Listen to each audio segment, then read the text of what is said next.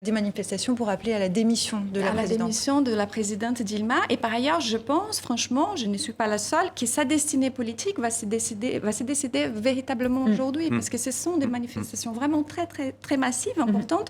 En fait, son gouvernement est complètement éclaté. Elle n'a plus d'alliés. Elle ne gouverne plus, finalement. Elle ne gouverne plus, elle est complètement bloquée. Et il y avait la figure paterne, son père spirituel, Lula, qui était pour lui donner son mentor aussi. Justement, maintenant, c'est un peu... Oui, elle ne tient que par Lula. Tout à fait.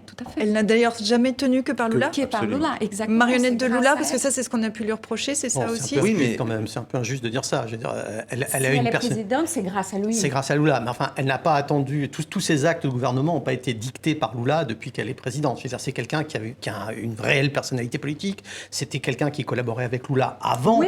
Donc c'est pas une. Non, c'est pas. Elle ne sort pas de nulle part. Elle a une compétence. Maintenant, effectivement, sa compétence, enfin plutôt son image est extrêmement entamée. Cela dit, moi, je suis frappé par le fait que le scandale Petrobras s'est étalé quand même visiblement pendant beaucoup d'années et qu'il est surprenant que ni Lula, quand il était au pouvoir, ni Dilma, quand il était au pouvoir, n'aient été au courant. Alors justement,